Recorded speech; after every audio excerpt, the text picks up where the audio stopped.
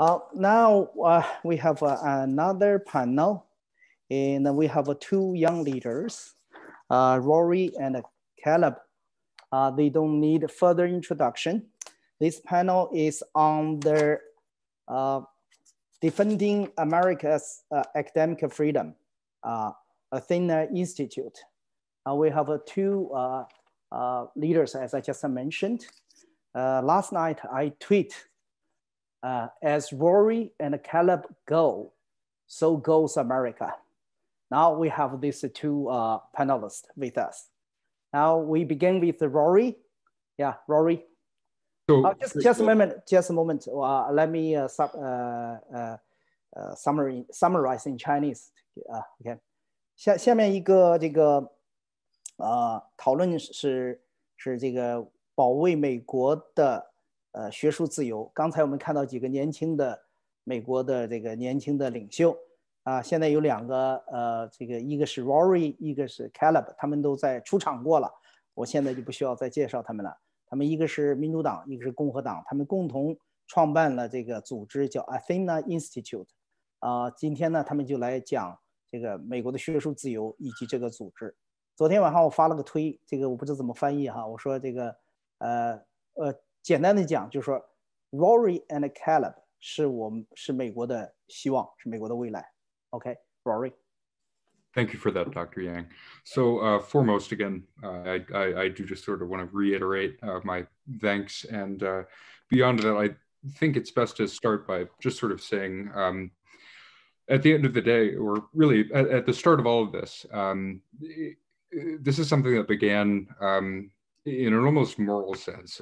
For myself, I was working around Jeffrey New. I was working around the likes of yourself and the other folks in CPI. As a college freshman, and I say this as though it's a while ago, but again, I'm only 19 now, and even though it feels so long ago, it was really just last year. And what we really found, what generated all of this, in a sense, was the realization that there is something deeply, deeply wrong with how our academic institutions are sort of acting in light of the threat posed by the Chinese Communist Party and its proxies, more than any other authoritarian regime or any sort of entity that's seeking to influence or fundamentally undermine our institutions and impede upon our rights. And it was from that perspective where we really just start with an understanding or a realization that something is wrong and we want to do something about it, because it's our classmates that are on the line for this. Caleb, I'm sure, can speak about his own experiences at George Mason. But even though we come from such differing backgrounds, having a common understanding of simply the reality as it is, something which is undeniable because we're students experiencing this day in and day out. We're the ones who are most affected and closest to the realities of the CCP's efforts to influence and undermine our institutions and coerce and suppress students and scholars and so forth. And that's really what began all of this.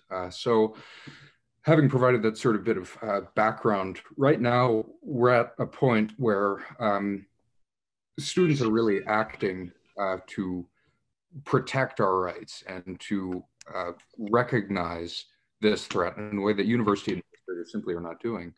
And it's something which is gravely concerning because if you look at how Chinese state media, for instance, is framing, we're unable to, is everything working? Sorry, go ahead, yeah. Oh, okay.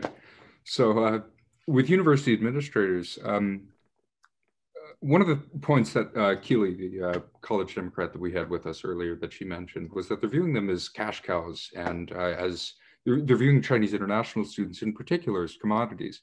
And that's something that's really, really quite dangerous. And I believe the journalist she was quoting was James Palmer, the editor of Foreign Policy, who's obviously very, very, very well-versed and familiar with these matters. And this is often portrayed as a sort of partisan issue, as though it's something that's a reaction against globalism or what have you. And it's divorced from reality. And the big issue now is that our university administrators still aren't waking up to this. So what we're trying to achieve at this point by addressing issues such as Confucius Institutes, that's really the big one because it's so immediate. And then further on, dealing with Chinese students and scholar associations, so that way we can have organizations and support structures for especially Chinese students that don't have anything to do and don't report back or coordinate with either the embassy or consulate officials or anyone for that matter, or take funding from foreign governments. And beyond that, divestment, which is something the university administrators have shied away from entirely, save for, I believe it was Keith Krok who released in his letter to American institutions of higher education, in which we were very grateful to be mentioned there, because at this point, we are having I hesitate to say the word movement, but it's sort of a surge in a sense. It really is a massive undertaking by students from the ground up to really try and get our administrators to act accountably. And if we aren't able to do that by bringing these sorts of things to their attention, because they can't claim ignorance at this point, then we're going to have to start getting a little bit creative, and we are going to start getting a little bit more direct in how we're trying to approach issues like this. It's not something which is similar to bullying or harassment or anything of that sort going on a sort of normal, sporadic, as normal as that could be, but as sporadic as a basis as that happens at any given college or university. This is something which is fundamentally different. And the policies that we currently have at our universities are grossly inadequate. And they're not listening to NGOs. They're saying that public officials are trying to impede upon their academic freedom, and they claim the right to academic freedom and to protecting their students and faculty and so forth as a way to pretty much ignore the government while they aren't listening to our demands, and they aren't listening to what we're approaching them with open arms and sincere intentions to try and bring to their attention, or to try and bring to their attentions. That way we can get meaningful, specific, concrete actions taken in order to resolve this. But fundamentally, there's a lot to be done, and we're at the beginning of this. But I suppose it's best for Caleb to sort of speak more on the matter and sort of what we are, how this originated, and where we're headed. Thank you, Rory. Then we have Caleb. Yeah, absolutely. So how I actually initially found out about Confucius Institutes is I was on George Mason's campus, my first day of classes. I just transferred there as an incoming junior, and I was walking around looking for my class, and lo and behold, I stumbled across a room where the Chinese Communist Party flag was hanging above a desk. There's all this Chinese writing everywhere. I thought, oh, what is this, you know? And so I came back and investigated a few weeks later when I had some time, and did a little digging, and realized that this was in fact a Confucius Institute. Not only was the Confucius Institute at George Mason doing what many around the country do, it's also kind of the the head of the snake, if you will. It's like their main institute is a CIUS center, I guess, is what they called it. And as much as we've said, administrators aren't taking this issue seriously, part of our issue is even at George Mason, where we have apparently they're closing, but they haven't officially said it yet. One of the biggest CIs. If you polled 10 people, on the campus, whether in their faculty or students, and ask them, well, what's the Confucius Institute, or do you know that China has the Chinese Communist Party operates on your campus, they would have no idea. Now, of course, as soon as you educate them on what the CI is and what they do, they're like, well, we should get rid of it, And I think the reality is the Confucius Institute, the CIUS Center, they understand that as soon as students, any student understands what they are, and administrators understand what they are, that their time is limited. So even though they do operate on campuses, they kind of try to, limit their, their reach and what they do. So I started working to write a letter. It was going to be at George Mason itself, with college Democrats and college Republicans, to administrators, say, hey, I think, we as, students think that we shouldn't have these institutes.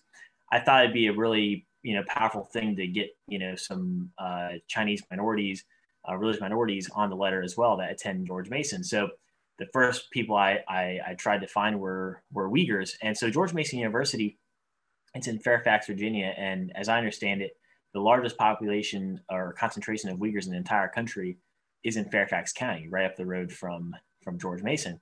So as I was trying to I knew there'd be some Uyghur students on campus, and sure enough, I found, I think 5 to 10. There's more than a handful, and not a single one of them would sign the letter because they were afraid of what the repercussions might mean for their family, back in the Xinjiang province, because the Confucius Institute would obviously see who signed the letter and send it back.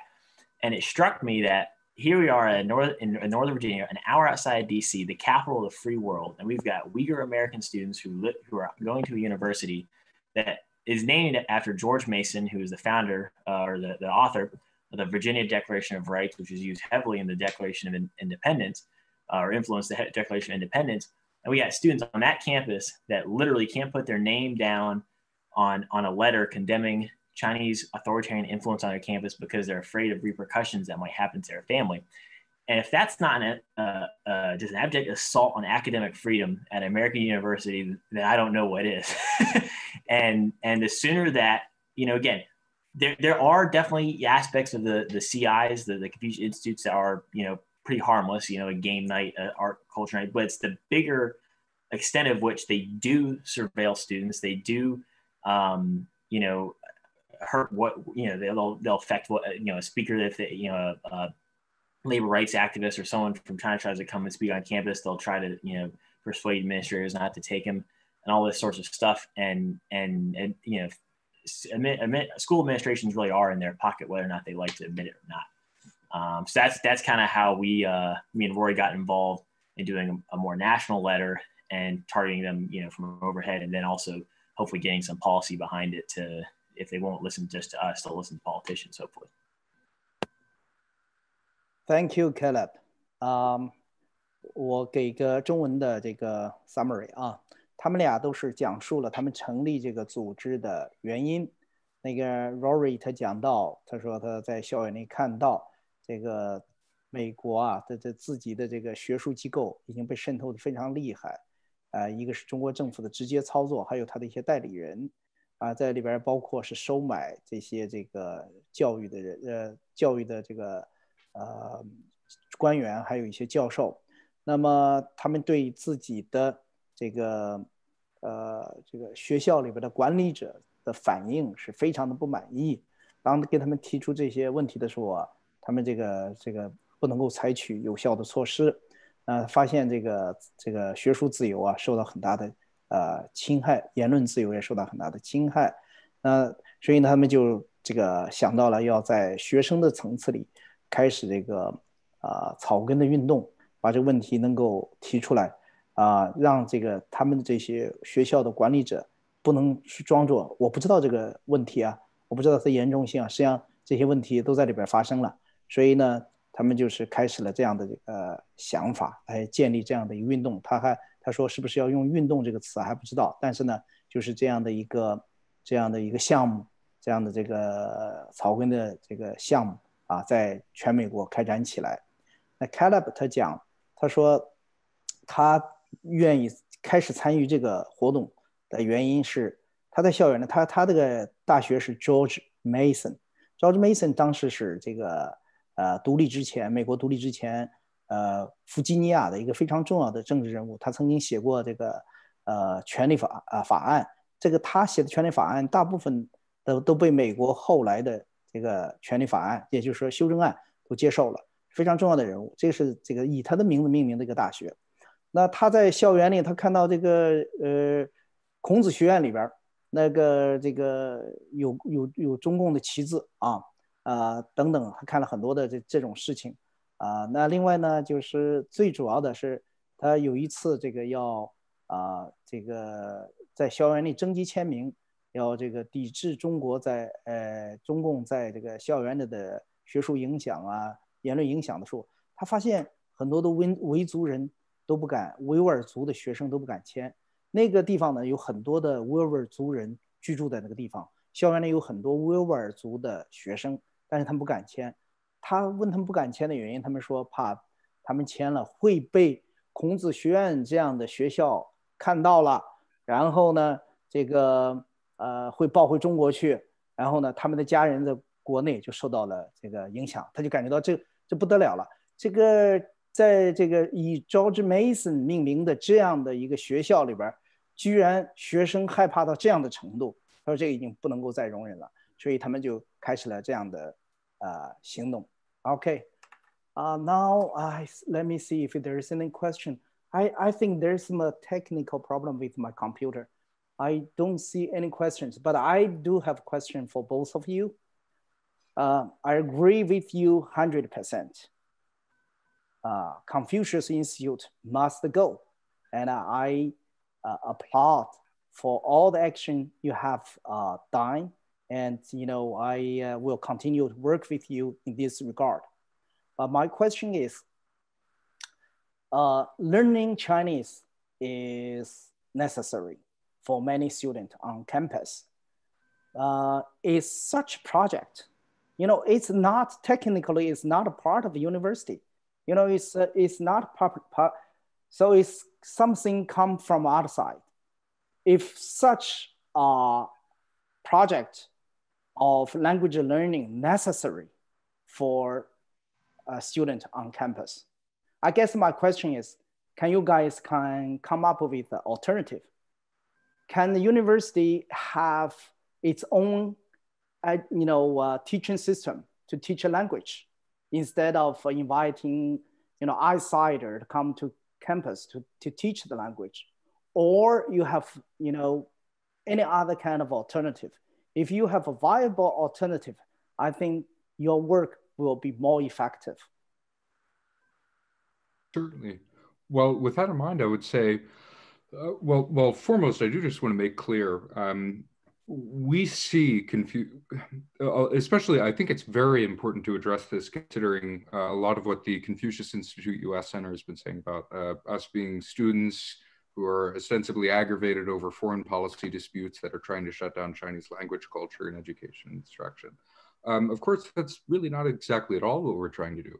If anything, Chinese language instruction, culture and history instruction, these things are too important to be left to Confucius Institutes. Now, there are such things as I believe they're called Taiwan Academies, if I'm getting the name correct, but something along the lines. There's about 4 in the United States, and I don't know if they're directly run by or facilitated by TechRo, but they're much more similar to the programs that we've seen from countries like Italy with the Dante Alighieri, I never get the pronunciation right, or the similar, the Van Gogh Institute that's run by programs that are run by the Germans.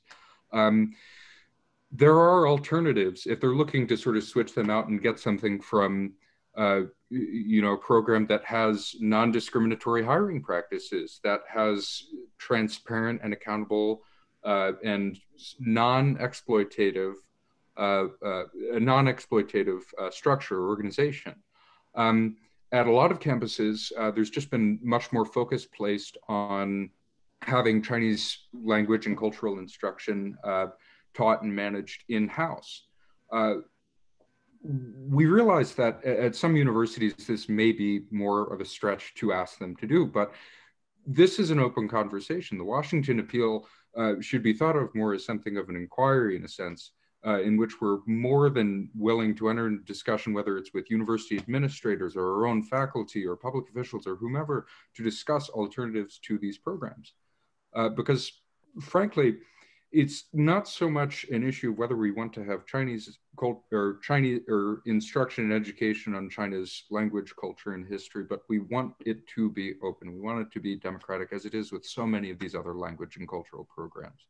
If there cannot be a free culture in China, then we ought to at least allow for the formation of an identity or some way of facilitating or allowing a sort of parallel structure, if you will, here in the United States and elsewhere around the world. Being able to identify oneself or one's community is the first step towards self-determination.